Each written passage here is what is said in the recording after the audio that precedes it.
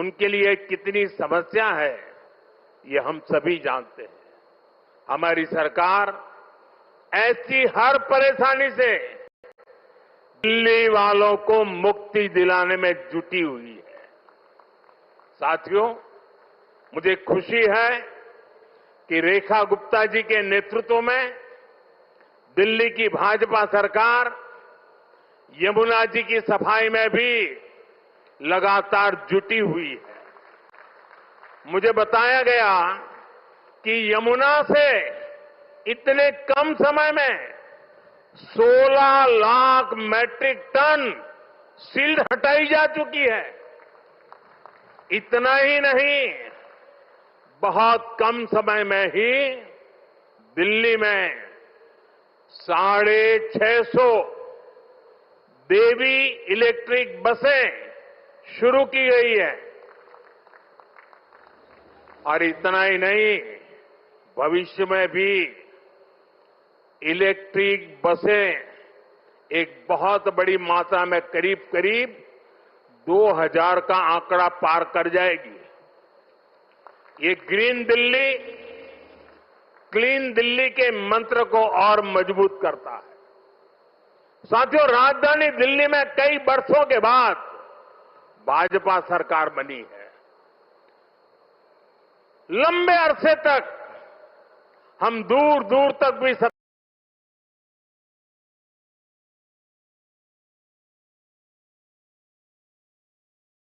कि पिछली सरकारों ने दिल्ली को जिस प्रकार से बर्बाद किया, दिल्ली को ऐसे गड्ढे में गिरा दिया था। मैं जानता हूं, भाजपा की नई सरकार को लंबे अरसे से मुसीबतों बढ़ती जो गई थी, उसमें से दिल्ली को बाहर निकालना कितना कठिन है। पहले तो वो गड्ढा भरने में ताकत जाएगी और फिर बड़ी मुश्किल से कुछ काम नजर आएगा। लेकिन मुझे भरोसा है, दिल्ली में जिस टीम को आपने चुना है, वो मेहनत करके पिछले कई दशकों से जो समस्याओं से गुजरे रहे हैं, उसमें से दिल्ली को बाहर निकाल के रहेंगे। साथियों, ये सहयोग भी पहली बार बना है जब दिल्ली में, हरियाणा में, यूपी और राजस्थान चारों तरफ भाजपा सरकार है। ये दिखाता है इस पूरे क्षेत्र का कितना आशीर्वाद भाजपा पर है, हम सभी पर है। इसलिए हम अपना दायित्व समझकर दिल्ली एनसीआर के विकास में जुटे हैं। हालांकि कुछ राजनीतिक दल हैं जो जनता के इस आशीर्वाद को अभी भी पचा नहीं पा रहे हैं। वो जनता के विश्वास और जमीनी सच्चाई दोनों से बहुत कट चुके हैं, दूर चले गए हैं।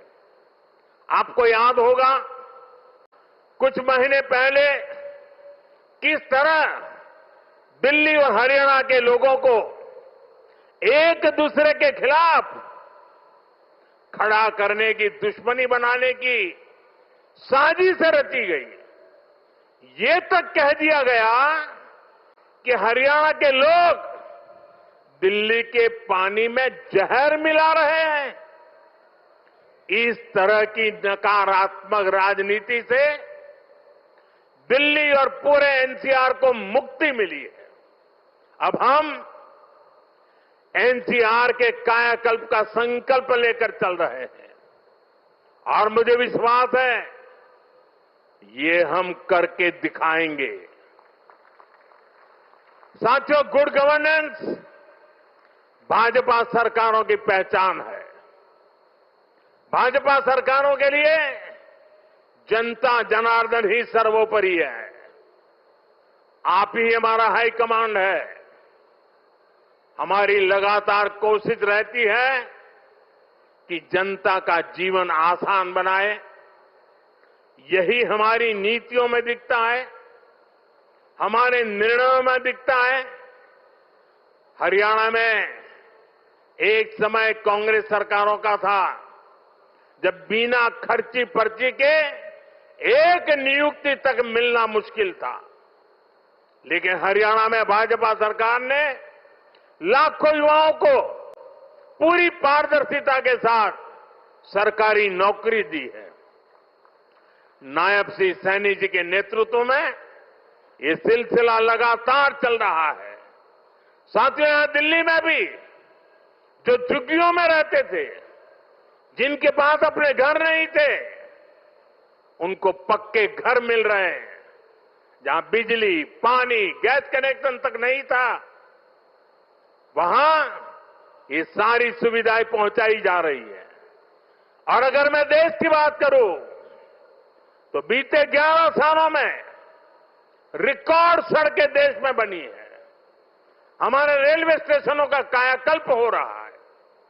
वंदे भारत जैसी आधुनिक ट्रेनें गर्व से भर देती है। छोटे छोटे शहरों में एयरपोर्ट बन रहे हैं। एनसीआर में ही देखिए कितने सारे एयरपोर्ट हो गए हैं। अब हिंडन एयरपोर्ट से भी फ्लाइट कई शहरों को जाने लगी है। नोएडा में एयरपोर्ट भी बहुत जल्द बनकर तैयार होने वाला है। साथियों, ये तभी संभव हुआ है जब बीते दशक में देश ने पुराने तौर तरीकों को बदला है।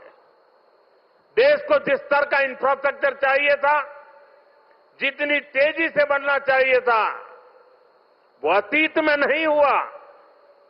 अब जैसे हमारा ईस्टर्न और western peripheral expressway, Delhi NCR को इसकी जरूरत कई दशकों से महसूस हो रही थी। यूपीए सरकार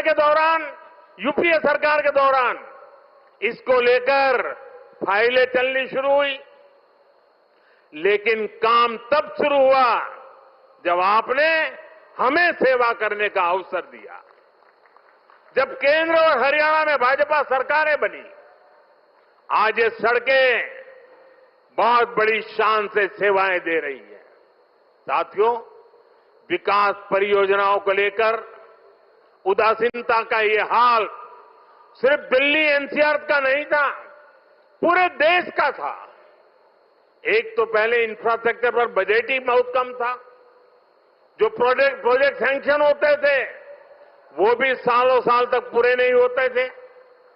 बीते 11 सालों में हमने इंफ्रास्ट्रक्चर का बजट 6 गुना से अधिक बढ़ा दिया है। अब योजनाओं को तेजी से पूरा करने पर जोर है। इसलिए आज द्वारका एक्सप्रेसवे जैसे प्रोजेक्ट तैयार हो रहे हैं। और भाइयों बहनों, ये जो इतना सारा पैसा लग रहा है, इससे सिर्फ सुविधाएं नहीं बन रही है, ये परियोजनाएं बहुत बड़ी संख्या में रोजगार भी बना रही है। जब इतना सारा कंस्ट्रक्शन होता है तो इसमें लेबर से लेकर इंजीनियर तक लाखों साथियों को काम मिलता है। जो कंस्ट्रक्शन मटेरियल यूज होता है उससे जुड़ी फैक्ट्रियों में, दुकानों में नौकरियां बढ़ती है।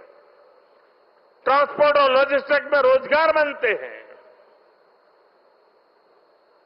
साथियों, लंबे समय तक जिन्होंने सरकारें चलाई है, उनके लिए जनता पर शासन करना ही सबसे बड़ा लक्ष्य था। हमारा प्रयास है जनता के जीवन से सरकार का दबाव और दखल दोनों समाप्त करें। पहले क्या स्थिति थी, इसका एक और उदाहरण मैं आपको देता हूं।